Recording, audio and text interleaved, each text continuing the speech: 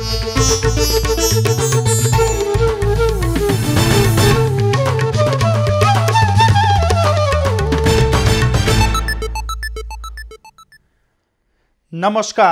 यो एभिन्यूज खबरको संकेत हो। तपाई अहिले एभिन्यूज एट 7 मा हुनुहुन्छ। म सुभाष नेपाल। प्रारम्भमा मूल खबर। एमालेको अवरोधका बीच बजेट सम्बन्धी सबै विधेयक संसदबाट पारित। विनियोजन विधेयक प्रमाणीकरण भएसँगै सरकारलाई खर्च गर्न बाटो खुल्यो। विधेयकको अङ्ग बनेको घोषणा गर्दछु। दाहाल र नेपालले राष्ट्रिय एकतामा फाटो ल्याएको एमाले अध्यक्ष ओलीको आरोप। दाहाल भन्छन् ओली सामन्ती र हिन्दू अतिवादी नभएको नेता मैले कोही पनि देखेको छैन। नेकपा एकीकृत समाजवादीको पदाधिकारी चयन। महासचिवको जिम्मा भुसाललाई। नेत्री झाँक्री सहित 4 नेताले पाए सचिवको जिम्मेवारी। केन्द्रीय कमिटी गठन गरिएको छ। मङ्सिरमा महाधिवेशन हुनेमा अन्यलता बढेको गगन थापाको भनाई। देउवाको गृह जिल्ला डडेलधुरामा सुरु भयो अनसन।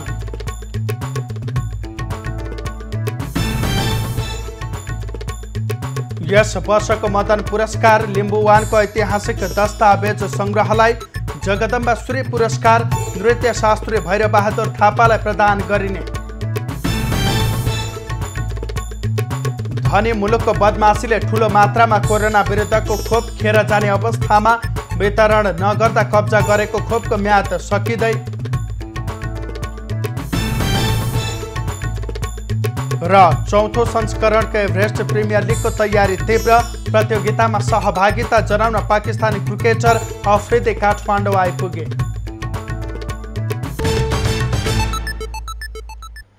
अब खबरको सिलसिला प्रारम्भ गरौँ। विनियोजन विधेयक प्रमाणीकरण सम्बन्धी प्रसङ्गबाट। राष्ट्रपति विद्यादेवी भण्डारीले विनियोजन विधेयक प्रमाणीकरण गरेकी छन्। संघीय संसदको दुवै सदनको बैठकबाट पारित भई पेश हुन आएको उक्त विधेयक नेपालको संविधानको धारा 113 को उपधारा 2 बमोजिम राष्ट्रपतिबाट प्रमाणीकरण गरिएको राष्ट्रपति कार्यालयले विज्ञप्ति मार्फत जानकारी गराएको छ। सभामुख अग्नि सापकोटाको भूमिकाप्रति असन्तुष्टि जनाउँदै प्रमुख प्रतिपक्षीय एमाले सांसदहरूको निरन्तरको नाराबाजी र अवरोधका बीच सरकारले विनियोजन विधेयक पारित गरेको थियो। प्रमाणीकरणसँगै राजपत्रमा सूचना प्रकाशित भएपछि सरकारलाई बजेट खर्चको बाटो खुल्नेछ। शेरबहादुर देउवा नेतृत्वको गठबन्धन सरकारले अघिल्लो सरकारले अध्यादेश मार्फत ल्याएको बजेट परिमार्जन गर्दै प्रतिस्थापन विधेयक ल्याएको थियो। प्रतिपक्षको अवरोधका कारण बजेट समयमा पारित नहुँदा सरकारले केही दिन बजेट होलिडेको समेत सामना गर्नु परेको थियो। यसअघि प्रमुख विपक्षी दल नेकपा एमालेको विरोधका बावजुद राष्ट्रिय सभाबाट विनियोजन विधेयक पास भएको थियो। बिहिबार बसेको राष्ट्रिय सभाको बैठकले विनियोजन विधेयक पास गरेको हो। बैठकमा राष्ट्रिय सभाका अध्यक्ष गणेश प्रसाद तिमल सिन्हाले प्रतिनिधि सभाबाट सन्देश सहित प्राप्त भएको विनियोजन विधेयक 2078 मा उल्लेखित विनियोजन शीर्षकहरूमाथिको छलफलमा भाग लिन सांसदको नाम मागेका थिए। तर कुनै दलबाट नाम नआएपछि अध्यक्ष तिमल सिन्हाले राष्ट्रिय सभाबाट विनियोजन विधेयक पास भएको घोषणा गरेका थिए। आर्थिक वर्ष 2078-79 को सेवा र कार्यको लागि संघीय सञ्चित कोषमाथि व्यवहार हुने रकम विनियोजन गर्ने र सो रकम खर्च गर्ने अधिकार दिन वाञ्छनीय भएकोले संघीय संसदले यो ऐन बनाएको छ। बैठक प्रारम्भ हुन साथ एमालेका राष्ट्रिय सभा सदस्यहरूले उठेर विरोध जनाएका थिए। बैठकमा एमालेकी राष्ट्रिय सभा सदस्य कोमल ओलीले सभामुख अग्नि सापकोटाको भूमिकाप्रति तीव्र असन्तुष्टि जनाउँदै सभामुखले राजीनामा नदिएसम्म समस्याको समाधान नहुने बताएकी थिइन्। प्रतिनिधि सभामा भएको अपुगलाई यसले नचाहँदा नचाहँदै पनि वादे वादे जायते तत्त्वबोध भनेर जुन छलफल गर्ने ठाउँ हो त्यसलाई बाध्यतापूर्वक रोक्नुपर्ने भएको छ। यो एमाले फुटाउन भूमिका खेलेको र आफ्ना 14 सांसदलाई सभामुखले कारबाही नगरेको भन्दै एमालेले संघीय संसदको दुवै सदनमा निरन्तर विरोध गरिरहेको छ। राष्ट्रिय सभाको अर्को बैठक असोज 8 गते शुक्रबार बिहान 11 बजे डाकिएको छ। प्रतिनिधि सभाबाट आर्थिक विधेयक 2078 र राष्ट्र ऋण उठाउने विधेयक 2078 बहुमतले पारित भएको छ। प्रमुख प्रतिपक्षी नेकपा एमालेको अवरोधका बीच प्रतिनिधि सभाको बिहीबारको बैठकले अर्थमन्त्री जनार्दन शर्माले प्रस्तुत गरेको आर्थिक विधेयक 2078 र राष्ट्र ऋण उठाउने विधेयक 2078 बहुमतले पारित गरेको हो। सभामुख अग्नि सापकोटाले दुवै विधेयक बहुमतले पारित भएको घोषणा गरे। सदस्यहरूको बहुमत भएकोले आर्थिक विधेयक 2078 को दफा 2 देखि 45 सम्मका दफाहरू र सम्बन्धित अनुसूची 1 देखि 4 सम्म बहुमतले विधेयकको अङ्ग बनेको घोषणा गर्दछु। प्रतिनिधि सभाको अर्को बैठक असोज 11 गते सोमबार दिउँसो 2 बजेका लागि डाकिएको छ। नेकपा एकीकृत समाजवादीले 18 सदस्यीय पदाधिकारी गठन गरेको छ। बिहीबार सम्पन्न सो पार्टीको केन्द्रीय कमिटी बैठकले 7 उपाध्यक्ष, 1 महासचिव, 3 उपमहासचिव र 4 सचिव चयन गरेको हो। यसैगरी बैठकले 35 सदस्यीय स्थायी कमिटी, 71 सदस्यीय पोलिट ब्युरो र पूर्ण र वैकल्पिक गरी 301 सदस्यीय केन्द्रीय कमिटी गठन गरेको छ।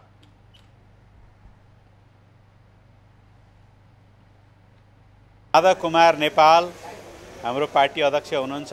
उहाँको नेतृत्वमा, उहाँको अध्यक्षतामा 301 सदस्यीय केन्द्रीय कमिटी गठन गरिएको छ। 301 भित्र पूर्ण र वैकल्पिक सदस्यहरू दुवै पर्नेछन्। त्यसको अनुपात निकालेर हामी तपाईहरुलाई केही पछाडि भन्नेछौँ। यसैगरी पोलिट ब्युरो 71 सदस्यीय गठन गरिएको छ। यसैगरी स्थायी कमिटी सदस्य 35 सदस्यीय गठन गरिएको छ। नेकपा एकीकृत समाजवादीको 7 जना उपाध्यक्षमा राजेन्द्र पाण्डे, प्रमेश हमाल, धनेन्द्र बस्नेत, केदार नेउपाने, केशवलाल श्रेष्ठ, धर्मनाथ प्रसाद शाह र जयन्ती राई छन्। त्यस्तै महासचिवमा डाक्टर बेदुराम भूषाललाई चयन गरिएको छ। उपमहासचिवमा प्रकाश ज्वाला, डाक्टर विजय पौडेल, डाक्टर गङ्गालाल तुलाधरलाई चयन गरिएको छ। सचिवहरूमा नागेन्द्र प्रसाद चौधरी, जगन्नाथ खतिवडा, राजेन्द्र कुमार राई र रामकुमारी झाँक्री चयन भएका छन्। त्यस्तै अध्यक्ष माधव नेपाल पछिको वरियतामा वरिष्ठ नेतामा झलनाथ खनाल र तेस्रो वरियतामा नेता मुकुन्द नेउपानेलाई राखिएको छ। नेकपा एकीकृत समाजवादीले केन्द्रीय परिषद गठन गर्ने निर्णय पनि गरेको छ, जसमा प्रत्येक प्रादेशिक निर्वाचन क्षेत्रबाट कम्तीमा 1 जना, केन्द्रीय आयोग, विभाग, जनसङ्गठनको समेत आवश्यक प्रतिनिधित्व हुने गरी जम्मा 701 सदस्य हुने बताइएको छ। पार्टीमा अनुशासन, निर्वाचन र लेखा गरी 3 आयोग रहने र ती आयोगहरू बढीमा 35 सदस्य गठन गरिने समाजवादीले जनाएको छ। यसैबीच नेकपा एकीकृत समाजवादीका अध्यक्ष माधव नेपालले आफ्नो पार्टीले जनताको बहुदलीय जनवादलाई आत्मसात गर्न चाहेको बताएका छन्। पार्टी निकट युवा सङ्घ नेपालले बिहीबार काठमाडौँमा आयोजना गरेको एक कार्यक्रममा अध्यक्ष नेपालले जनताको बहुदलीय जनवादको मूल्य मान्यतालाई रक्षा गर्दै आफ्नो पार्टी अघि बढ्ने प्रतिबद्धता व्यक्त गरे। उनले पुष्पलाल श्रेष्ठ, मनमोहन अधिकारी, मदन भण्डारी जस्ता नेताहरूको जीवनबाट प्रेरणा लिएर आफ्नो पार्टी अघि बढ्ने पनि स्पष्ट पारे। योद्धाहरू देखा परे, किसान आन्दोलनको उनीहरूले एउटा बेग्लै तरङ्ग पैदा गरे र कम्युनिस्ट आन्दोलनमा धेरै योद्धाहरू, निर्मल लामा लगायतका यस्ता योद्धाहरूले कम्युनिस्ट आन्दोलनमा महत्त्वपूर्ण योगदान पुर्याउने काम पनि गरे। ती सबै योद्धाहरूप्रति हामी गौरव बोध गर्छौँ। उहाँहरूको जीवनबाट हामी प्रेरणा प्राप्त गर्दै अघि बढ्छौँ। अध्यक्ष नेपालले आफ्नो पार्टी सरकारमा सहभागी हुने बित्तिकै युवाहरूलाई रोजगारी दिने काम अघि बढाउने बताएका छन्। अध्यक्ष नेपालले पार्टीका युवाहरूले कृषि फार्म, माछा पालन, तरकारी खेती, फलफुल खेती लगायतका उत्पादनशील क्षेत्रको काममा लाग्नुपर्नेमा पनि जोड दिए। माछा पालनको अनुभवको शिक्षा दिने हो कि तरकारी खेतीको शिक्षा दिने हो कि फलफुल खेतीको शिक्षा दिने हो कि साना व्यवसायहरू कसरी चलाउनुपर्छ भन्ने शिक्षा दिने हो कि सहकारी कसरी सञ्चालन गर्नुपर्छ भन्ने शिक्षा दिने हो कि यी सबै रचनात्मक काममा पनि उत्तिकै भूमिका दिनु हो। अध्यक्ष नेपालले पार्टीमा आबद्ध युवाहरूलाई सामाजिक आन्दोलनमा नेतृत्वदायी भूमिका निर्वाह गर्न आग्रह गरे। नेकपा माओवादी केन्द्रका अध्यक्ष पुष्पकमल दाहालले सत्तारूढ गठबन्धनमा रहेका दलहरूलाई एमसीसी भन्दा गठबन्धन प्यारो रहेको बताएका छन्। काभ्रेमा आयोजित वाइसिएलको नगर सम्मेलनमा उनले एमसीसीका नाममा गठबन्धन तोड्ने प्रयास जारी रहेको भन्दै आफूहरूका लागि एमसीसी भन्दा गठबन्धन जोगाउनु महत्त्वपूर्ण रहेको बताएका छन्। उनले जस्तोसुकै मूल्य चुकाएर भए पनि आउँदो चुनावसम्म गठबन्धन बनाएर लड्ने सङ्कल्प गरेको स्पष्ट पारे।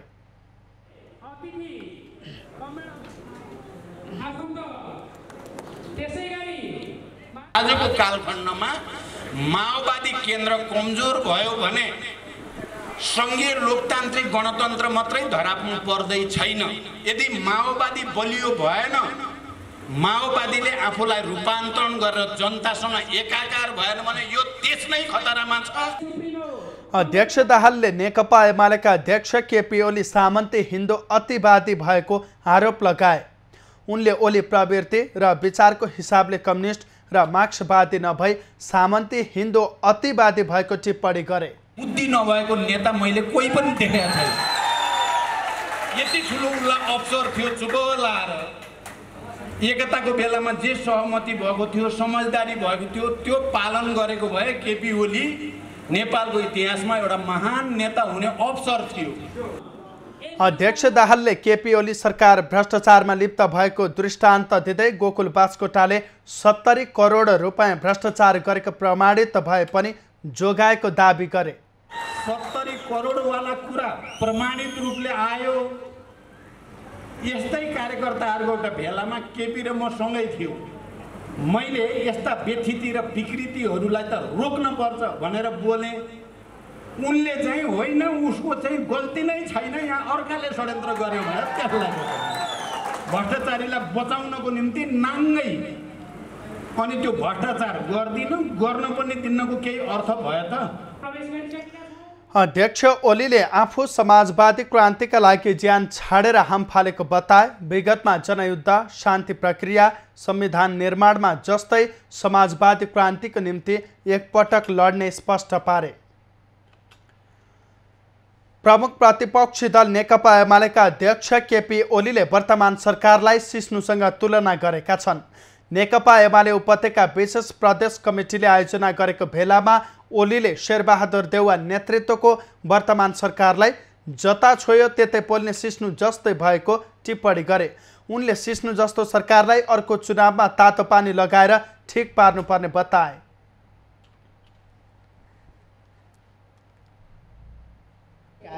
कांग्रेसका पछि कुदेका, कम्युनिस्टको खोल ओढेका मन्त्रीका लागि कुदेका। मैले शेरबहादुर देउवाजीलाई पनि पार्लियामेन्टको रोस्टमबाटै आग्रह गरेँ, बाबा खान तपाईँका पछि कुदेका कुदैछन्। त्यति बेला 1 महिना भएको थियो। मैले भने 1 महिना भइसक्यो यिनीहरू तपाईँका पछि म्याउ म्याउ गर्दै कुदेको, किन दिनुहुन्न खाना? दिनुहोस् न कमसेकम, अब त 2.5 महिना भइसक्यो। अध्यक्ष ओलीले पुष्पकमल दाहाल नेतृत्वको पार्टीलाई माके र माधव नेपाल नेतृत्वको पार्टीलाई माने पार्टीको संज्ञा दिँदै राष्ट्रिय एकतामा फाटो ल्याउने गरिरहेको आरोप लगाए। 7 जनालाई त अहिले पार्टी बन्दैछ, उपाध्यक्ष पहिले चाहियो। माधव नेपालको सिद्धान्त फेरि उधार होइन, नगदान। उहाँले सिकाएकै थियो, नगदानगदी। 7 जना उपाध्यक्षले नगदानगदी लिए, ठ्याक्कै ठाउँका ठाउँ नगदानगदी उपाध्यक्ष 7 जना। यसो गरेर हुँदैन रहेछ। 7 जना उपाध्यक्ष। अध्यक्ष ओलीले आगामी मङ्सिरभित्र पनि वर्तमान सरकारले पूर्णता पाउन नसक्ने दाबी गरे। ओलीले सत्ताको दुरुपयोग गरेर आफ्नो पार्टी निकट कर्मचारी सङ्गठन, विद्यार्थी सङ्गठन, युवा सङ्गठनहरूको कार्यालय कब्जा गर्ने प्रयास भइरहेको भन्दै आपत्ति समेत जनाए। नेपाली कांग्रेसका केन्द्रीय सदस्य तथा सांसद गगन थापाले पार्टीको 14औं महाधिवेशन समयमै हुनेमा अन्यलता भएको बताएका छन्। प्रतिनिधि सभाको बैठकपछि सञ्चारकर्मीसँग कुरा गर्दै नेता थापाले पार्टीको 14औं महाधिवेशनको सम्बन्धमा अन्यलता बढ्दै गएको बताएका छन्। उनले क्रियाशील सदस्यताको टुङ्गो लाग्न बाँकी रहेका 13 जिल्लाको सदस्यता विवाद तत्काल समाधान नभए थप अन्यल बढ्दै जाने बताए। यो महाधिवेशनको 13 जिल्ला जुन बाँकी छ 13 जिल्लाको सदस्यताको कुराहरू टुङ्ग्याउने कुरा तत्काल आजभोलि गरिएन र यो तिथिमिति सार्दै जाने जति सारे पनि हुन्छ भन्दै गयो भने त्यो थप अन्यल हुँदै। थापाले प्रमुख प्रतिपक्षी दलका नेता केपी ओलीलाई संसदसँग घृणा जागेका कारण संसदमा अवरोध सिर्जना गर्ने गरेको बताएका छन्। संसदप्रति ओलीको घृणा सिंह नेकपा एमालेमा पनि पुगेको भन्दै उनले एमालेले संसदीय मर्यादामा बस्न नसकेको बताए। त सांसदलाई काम गर्ने ठाउँ दिने हो नि, एक दिन दुई दिन चल्यो ठिक छ, तर यसलाई अनन्तकालसम्म अब आजभोलि त आउन पनि छाड्नुभयो ठुलो नेताहरू, आउने नारा लाउने जाने। यो पूर्व प्रधानमन्त्री ओलीको संसदप्रतिको जुन धारणा छ सिङ्गो नेकपा एमालेले यो धारणा बनाउने कुरा नेकपा एमालेको लागि पनि र नेपालको संसदका लागि पनि यो अत्यन्तै अप्रियकर बनेको छ र भोलिको दिनमा पनि बन्न सक्छ। नेता थापाले प्रमुख प्रतिपक्षी दलको अवरोधका कारण सांसदहरूले बजेटको विषयमा बोल्न नपाएको उल्लेख गरे। एमालेको अवरोधले सांसदहरूले संसदमा आफ्नो भूमिका समेत निर्वाह गर्न नपाएको बताएका छन्। नेपाली कांग्रेस डडेलधुराका नेता कार्यकर्ताहरू जिल्ला स्थित पार्टी कार्यालयमा रिले अनसनमा बसेका छन्। नेपाली कांग्रेसका केन्द्रीय सभापति एवं प्रधानमन्त्री शेरबहादुर देउवाको गृह जिल्लामा ओडा अधिवेशनमा एकलौटी र धाँधली भएको भन्दै जिल्ला उपसभापति करुणाकर भट्टको नेतृत्वमा आजबाट रिले अनसन सुरु भएको हो। अनसनमा जिल्ला कार्य समितिका पदाधिकारी एवं जिल्ला स्तरीय नेताहरू सहभागी छन्। ओडा अधिवेशनबाट निर्वाचित प्रतिनिधि अवैध रहेको भन्दै ओडा अधिवेशन पुनः गरिनुपर्ने उनीहरूको माग छ। यो एउटा पार्टीभित्र उम्मेदवार लोकतान्त्रिक पार्टीभित्र उम्मेदवार पनि केन्द्रबाट तय गरिने ग्रीन सिग्नलवाला आउने, मतदाता पनि ग्रीन सिग्नलवाला आउँछन् भने यो लोकतान्त्रिक विधि र प्रक्रिया अनुसार हुन सक्दैन र यो कुरा हामीलाई सर्वस्वीकार्य हुन सक्दैन भनेर हामीले एजेन्डा उठायौं। हामीले त वडा अधिवेशन पुनः गर्नु पर्यो। यो वडा अधिवेशन नै होइन, यो कुनै एउटा ग्रुपको अधिवेशन हो, वडा अधिवेशन होइन। डडेलधुराका नेता कार्यकर्ताले छलकपट गर्दै झुक्क्याएर ओडा अधिवेशन गरिएको भन्दै असोज 9 गतेको गाउँ तथा नगर अधिवेशन रोक्न अनसन थालेको बताएका छन्।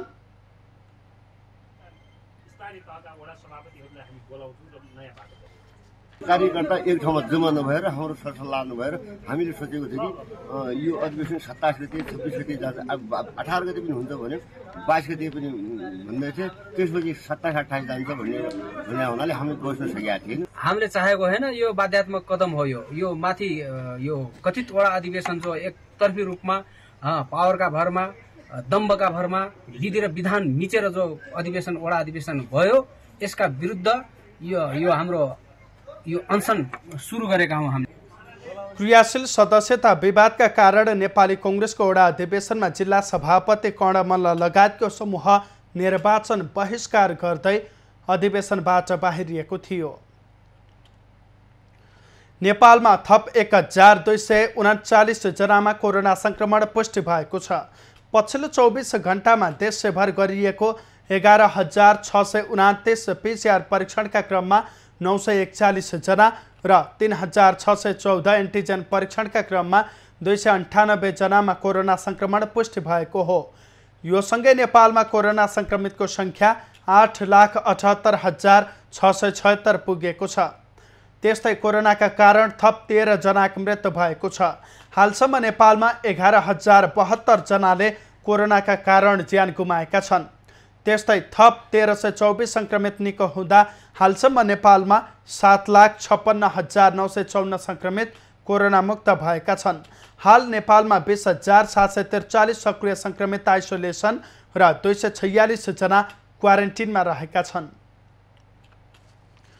पछिल्लो समय कोरोना संक्रमितको संख्या क्रमशः कम हुँदै गएको छ। कोरोना संक्रमितको संख्या कम भएसँगै अस्पतालमा समेत बिरामीको चाप घटेको छ। तर जोखिम भने अझै कायम रहेकाले हेलचक्र्याई नगर्न चिकित्सकहरूले आग्रह गरेका छन्। गत भदौबाट बिस्तारै घट्न थालेको कोरोना संक्रमण दर असोज पहिलो सातासम्म आइपुग्दा उल्लेख्य रूपमा सुधार भएको देखिन्छ। तथ्याङ्क केलाउँदा भदौ पहिलो सातासम्म कुल परीक्षण मध्ये 19% कोरोना संक्रमण देखिएको थियो। तर असोज लागिसकेपछि कोरोना संक्रमण दर घटेर 9%मा झरेको छ। संक्रमण दर कम भएसँगै पछिल्लो साता अस्पतालमा भर्ना हुने तथा गम्भीर अवस्थाका बिरामीको संख्या न्यून भएको अस्पतालहरूले जनाएका छन्। टेकु स्थित शुक्रराज तथा ट्रपिकल अस्पतालमा अहिले कोरोना संक्रमित बिरामीको संख्या निकै कम छ। पछिल्लो 4 हप्तामा आधा जति नै हो र अहिले इमर्जेन्सीमा आउने बिरामीहरू पनि खासै सामान्य लक्षण अथवा मध्यम लक्षण भएका व्यक्तिहरू मात्र छन्। केही व्यक्तिहरू मात्र रिफरल भएर आउने, बाहिर अस्पतालबाट रिफर हुने अथवा विभिन्न जिल्लाबाट आउने चिकित्सा भएका बिरामीहरू चाहिँ आइसियुमा छन्। यसैगरी त्रिवी शिक्षण अस्पतालका छाती रोग विशेषज्ञ निरज बमका अनुसार पछिल्लो समय कोरोना संक्रमित बिरामीको संख्या कम भएको बताउँछन्। तर संक्रमितको संख्या कम भए पनि कोरोना संक्रमणको जोखिम भने कम नभएको उनको भनाइ छ। हामीसँग अहिले तत्काल चाहिँ करिब 50 जना बिरामी, जसमध्ये 25 जना चाहिँ आइसियुमै हुनुहुन्छ र जनरल वार्डमा 25 जना, 50 जना बिरामी अझै पनि हुनुहुन्छ र यो भर्ना हुनेको संख्या घटे तापनि निकै मिडियामा आए जस्तो एकदमै न्यून चाहिँ भइसकेको छैन। भर्ना हुने क्रम जारी छ। हामीहरू टर्नओभर बढाइराखेको छौँ। कोरोना संक्रमणको जोखिम कायम रहे पनि पछिल्लो समय कोरोना संक्रमण दर घट्दै जानु सकारात्मक पक्ष हो।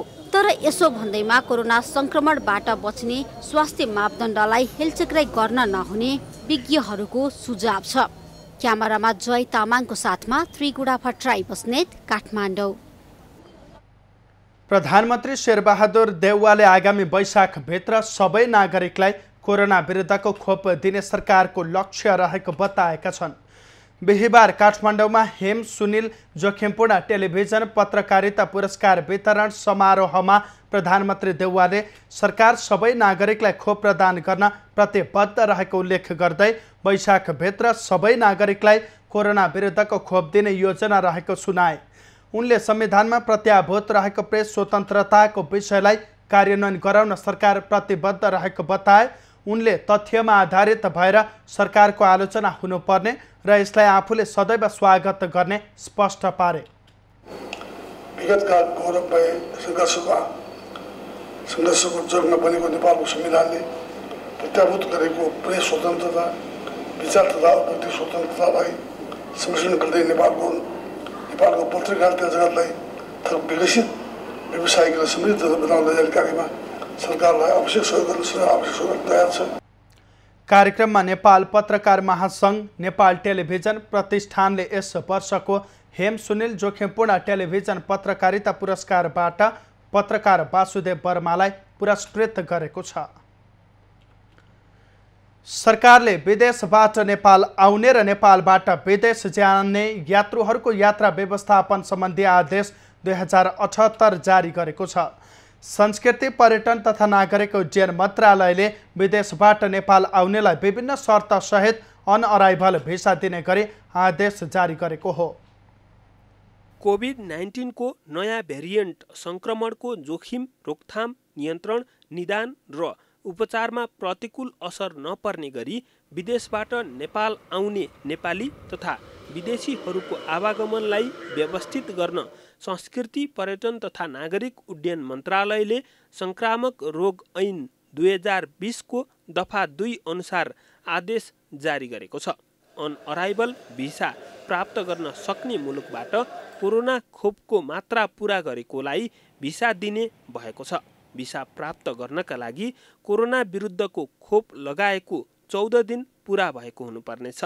त्यसबाहेक हवाई उडानको चेक इन हुनुभन्दा 72 घण्टाभित्र कोभिड परीक्षणको रिपोर्ट नेगेटिभ भएको प्रमाण पेश गर्नुपर्नेछ। पर्वतारोहण र पदयात्रा तथा अनुमति लिनुपर्ने अन्य विषयको हकमा अनुमति लिनुपर्ने, नेपालमा होटल बुक गरेको प्रमाण पेश गर्नुपर्ने लगायतका शर्तहरू राखिएको छ। नेपाल प्रवेश गर्ने सबै विदेशी नागरिकको नेपाल स्थित अध्यागमन प्रवेश बिन्दुमा एन्टिजेन परीक्षण गर्नुपर्नेछ। यदि त्यस्तो परीक्षण हुन नसकेमा यात्रुले होटलमा परीक्षण गरी रिपोर्ट नेगेटिभ आएपछि मात्रै होटल बाहिर जान सक्ने आदेशमा उल्लेख छ।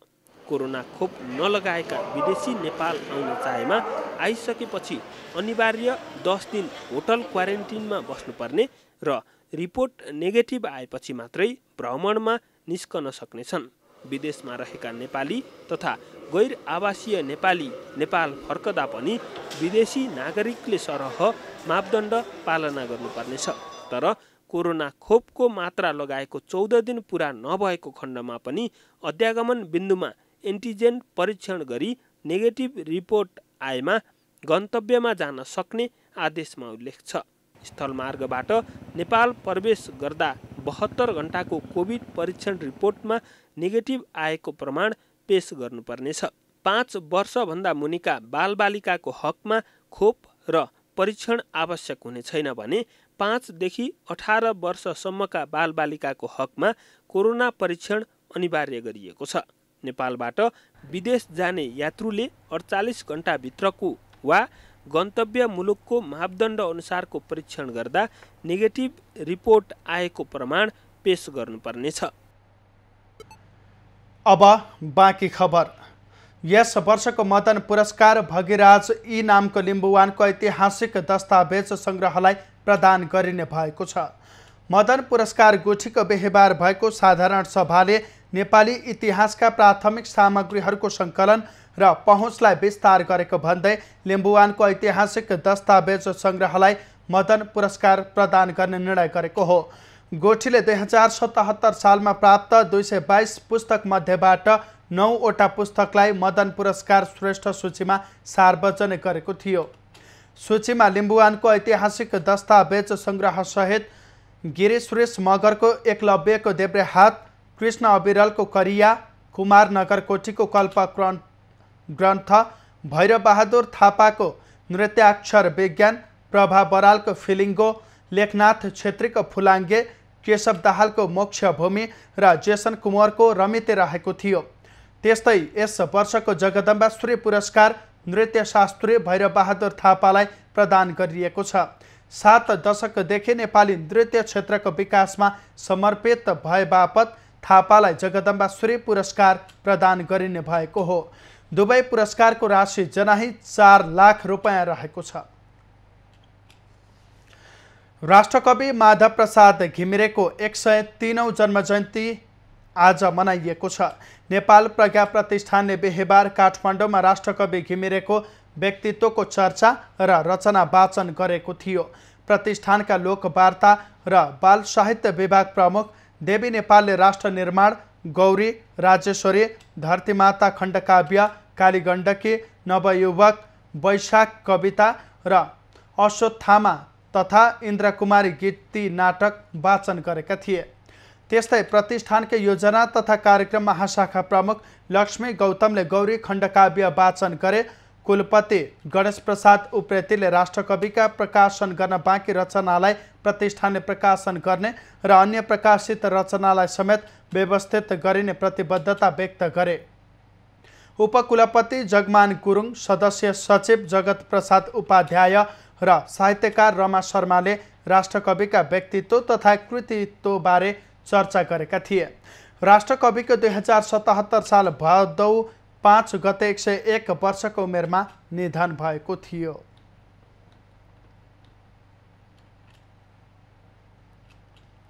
कर्णाली राजमार्गमा वर्षायाम सधैँ नागरिकले शास्ति खेप्ने गरेका छन्। वर्षेनी बिग्रिँदै गएको सडकको स्तर उन्नति नहुँदा नागरिकहरूले वर्षायाम सुरु भएसँगै शास्ति खेप्दै आएका हुन्। विशेष खबरको साथमा plumber CPVC Pipes and fittings, विश्वास प्लम्बिङको। शिवम सिमेन्ट, भरोसा अटुट सम्बन्धको।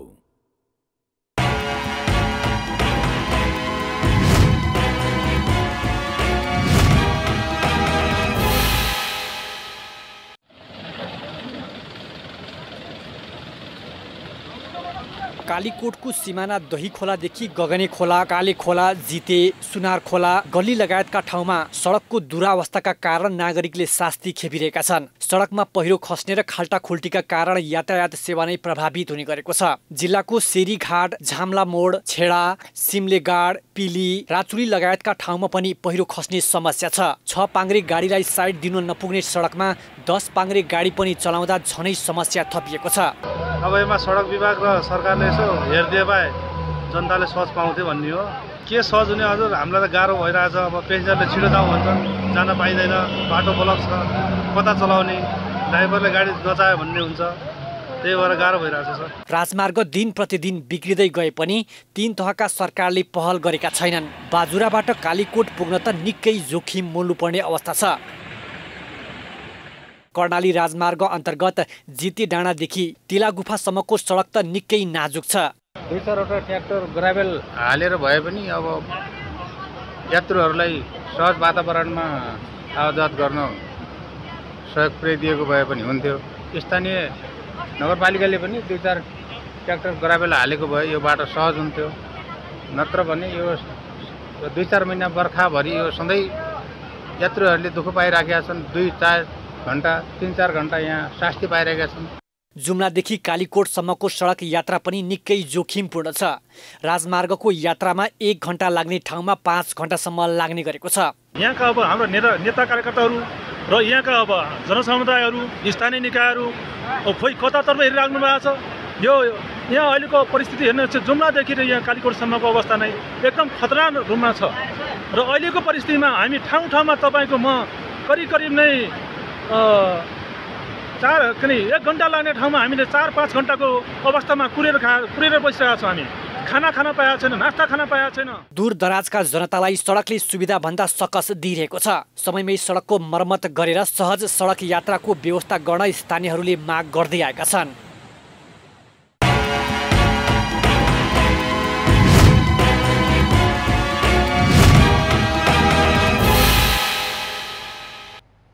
महोत्तरीको जलेश्वरमा 12 किलोमिटर सडक निर्माण कार्य म्याद सकिँदा समेत पुरा भएको छैन।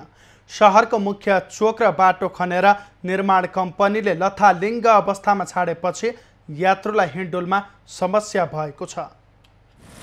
शहरी विकास मन्त्रालयले महोत्तरीको सदरमुकाम जलेश्वरनाथ नगरपालिकाको 12 किलोमिटर सडक तथा नाला निर्माणका लागि 3 वर्ष अघि श्रेष्ठ एपेक्स रोशन कन्स्ट्रक्सनलाई ठेक्का दिएको थियो। तर सम्झौता अनुसार निर्माण कम्पनीले समय सीमा समाप्त गरे पनि निर्माणको काम पूरा गर्न सकेको छैन।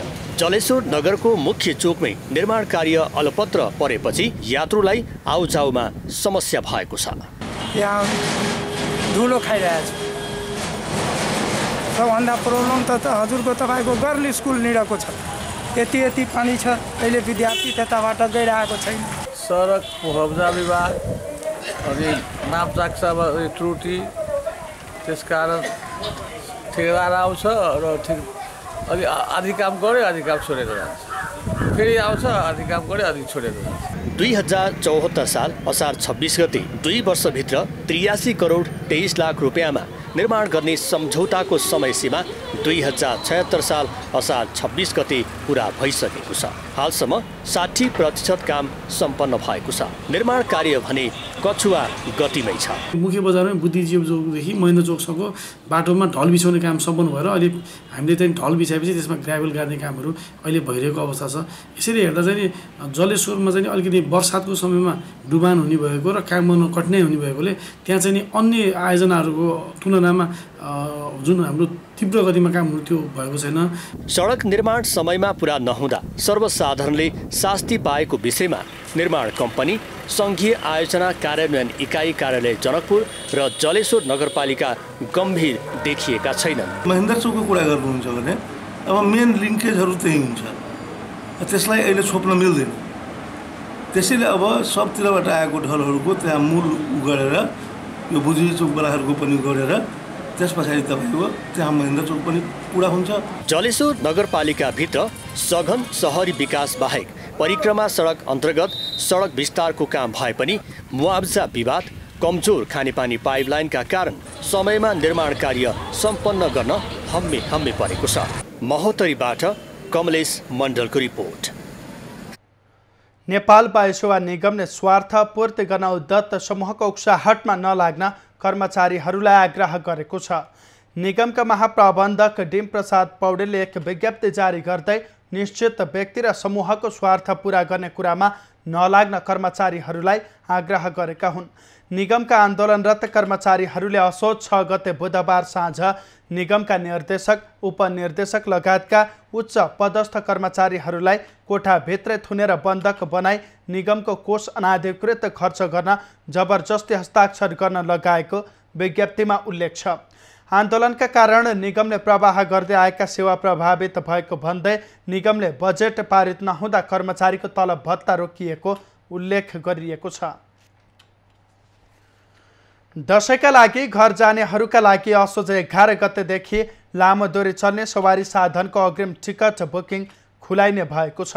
यातायात व्यवस्था विभागले बिहीबार यातायात व्यवसायी, उपभोक्ता अधिकार कर्मी र ट्राफिक प्रहरीसँगको छलफलपछि असोज 11 गतेदेखि अग्रिम टिकट बुकिङ खुलाउने निर्णय गरेको हो।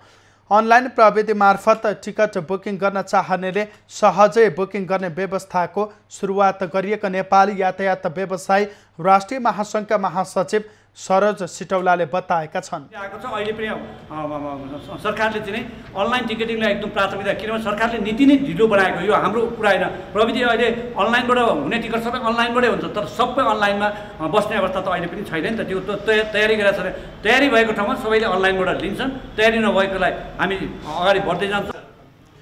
वर्षाका कारण सडकमा धेरै क्षति पुगेको र सवारी साधन सञ्चालन गर्न समस्या रहेको बताउँदै यातायात व्यवसायले सडक मर्मत गरेर मात्र दशैंको अग्रिम टिकट खोल्नुपर्ने बताउँदै आएका थिए। सडक मर्मत सम्भारको विषयमा प्रधानमन्त्री तथा मन्त्री परिषदको कार्यालयका सचिव शिशिर कुमार ढुङ्गानासँग शुक्रबार छलफल गर्ने सहमति समेत भएको छ। नेपाली सेनाको प्रथम कमान्ड सेनापति समन्वयात्मक बैठक बिहीबारदेखि सुरु भएको छ। काठमाडौँको भद्रकाली स्थित जङ्गी अड्डामा आयोजना गरिएको बैठकले प्रधानमन्त्री शेरबहादुर देउवाले उद्घाटन गरे। सो कार्यक्रममा प्रधानमन्त्री देउवाले सेनाद्वारा भइरहेका विकास निर्माणका कार्य लगायत सेनाले सञ्चालन गर्न लागेका योजनामा स्रोतको सुनिश्चितता गर्न सरकारको हरसम्भव प्रयास रहने बताए।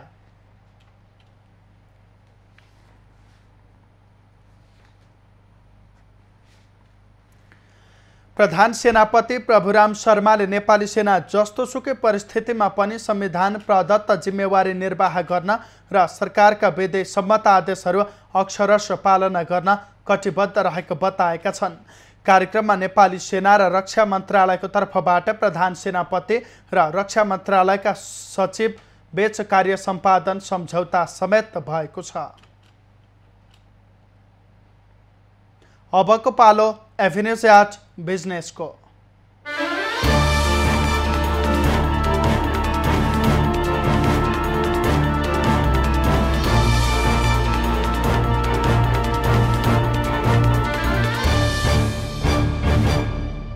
बिहीबार शेयर बजारमा सामान्य वृद्धि भएको छ। नेप्से परिसूचक 2.7 अङ्कले बढेर 2819.66 बिन्दुमा पुगेको छ। सेन्सेटिभ परिसूचकमा पनि सामान्य वृद्धि छ। सूचकमा झिनो अङ्कको वृद्धि हुँदा कारोबार केही बढेको छ। 7 अर्ब 72 करोड 63 लाख रुपियाँ बराबरको 1,57,14,266 किता सेयर खरिद बिक्री भयो। बैंकिङ समूहमा देखिएको आकर्षणले सेयर बजारलाई घट्न दिएन। यस दिन बैंकिङ र फाइनान्स बाहेकका सबै समूहका सूचकहरू घटेका छन्। मनोकामना स्मार्ट लघुवित्तका सेयर धनीले सर्वाधिक 10% कमाएका छन्। यस दिन सबैभन्दा धेरै कारोबार हुनेमा सानीमा बैंकको सेयर रहेको छ। यो बैंकको 34 करोड 15 लाख रुपियाँ बराबरको सेयर कारोबार भएको छ। 17% बोनस सेयर दिने प्रस्ताव गरेपछि लगानीकर्ताको आकर्षण सानीमा बैंकको सेयरमा देखिएको हो। बिहीबार सुनचाँदीको मूल्य घटेको छ। नेपाल सुनचाँदी व्यवसायी महासङ्घका अनुसार सुनको मूल्य प्रति तोला 500 रुपियाँले घटेको छ। बुधबार 90,100 मा कारोबार भएको छापावाल सुनको मूल्य घटेर बिहीबार 89,600 रुपियाँ कायम भएको छ। तेजाबी सुनको मूल्य पनि प्रति तोला 89,650 बाट घटेर 89,150 मा कारोबार भयो। चाँदीको मूल्य पनि प्रति तोला 10 रुपियाँले घटेर 1,155 रुपियाँमा कारोबार भयो।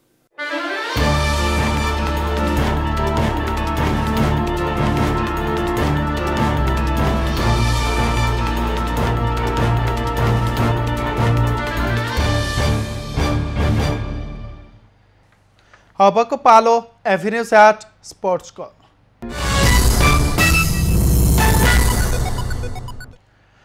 चौथो संस्करणको Everest premier league EPL cricket प्रतियोगिता खेल्न पाकिस्तानी क्रिकेटर शाहिद अफरिदी आज काठमाडौँ आइपुगेका छन्। शनिबारबाट कीर्तिपुर स्थित त्रिवेणी मैदानमा हुने EPLमा खेल्न पाकिस्तानका अलराउन्डर अफरिदी नेपाल आइपुगेका हुन्। दिउँसो त्रिभुवन विमानस्थल ओर्लिएका अफरिदीलाई EPLका निर्देशक अमीर अख्तर र उनी सम्मिलित टोली काठमाडौँ किङ्स 11का पदाधिकारीले स्वागत गरेका थिए। विमानस्थलमा ओर्लिएपछि अफरिदीले नेपाल आउँदा आफूले आफ्नो घर आएको जस्तै अनुभूति भएको प्रतिक्रिया दिएका छन्।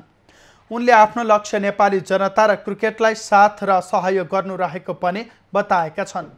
Management of the league who invited me here, and I'm very happy. I feel like I'm here in Pakistan. I feel like a home, and I heard a lot about Nepal, people of Nepal, the great hospitality as well, the beauty of this country. As a professional athlete, we have to support each other, especially in a difficult time, in tough time. So that's why I'm here to support the people of Nepal. अफरिदी चौथो संस्करणमा EPL खेल्ने उच्च प्रोफाइलका खेलाडी हुन्। विश्वभर चर्चा कमाइसकेका 41 वर्षीय अफरिदीले विश्वका प्रायजसो फ्रेन्चाइज प्रतियोगिता खेलिसकेका छन्। चौथो संस्करणको एभरेस्ट प्रिमियर लिग EPL क्रिकेटका लागि पोखरा राइनोजले खेलाडी तथा प्रायोजक सार्वजनिक गरेको छ। हयात होटलमा पत्रकार सम्मेलन गर्दै राइनोजका निर्देशक दिपेन्द्र चौधरीले खेलाडी तथा प्रायोजक सार्वजनिक गरेका हुन्।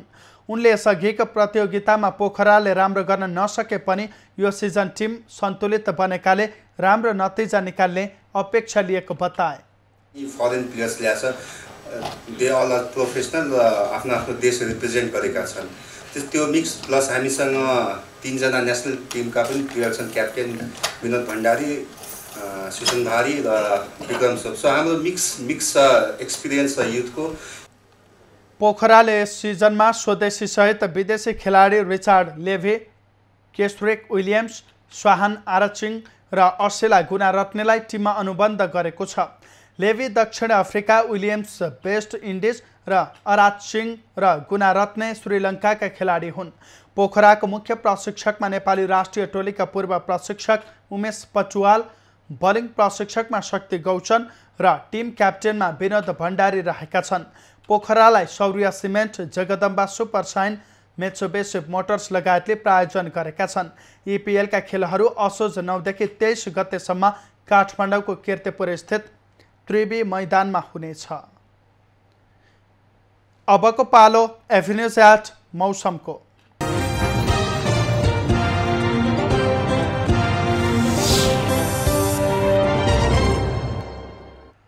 पछिल्लो 24 घण्टामा देशभरको मौसममा बदली भई नेपालगञ्ज, ओखलढुङ्गा, ताप्लेजुङ, काठमाडौँ लगायतका स्थानमा हल्का वर्षा भयो। आज राति देशका केही स्थानमा मेघगर्जन र चट्याङसहित हल्कादेखि मध्यम वर्षाको सम्भावना रहेको जल तथा मौसम पूर्वानुमान महाशाखाले जनाएको छ।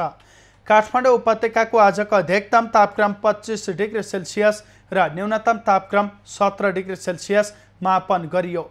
आज देशभरको मौसम कस्तो रह्यो त हेरौँ देशका विभिन्न स्थानको मौसमी अवस्था।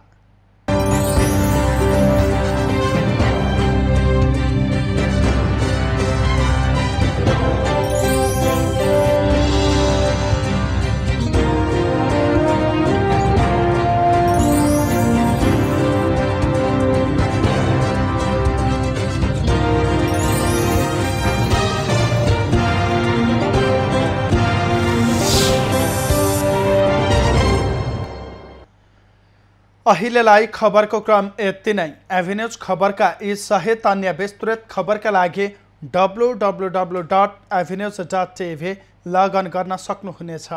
युट्युब, फेसबुक र ट्विटरमा पनि हामीलाई फलो गर्न सकिनेछ। खबर भित्रको खबरका लागि हेर्दै रहनुहोला एभिन्यूज खबर। नमस्कार।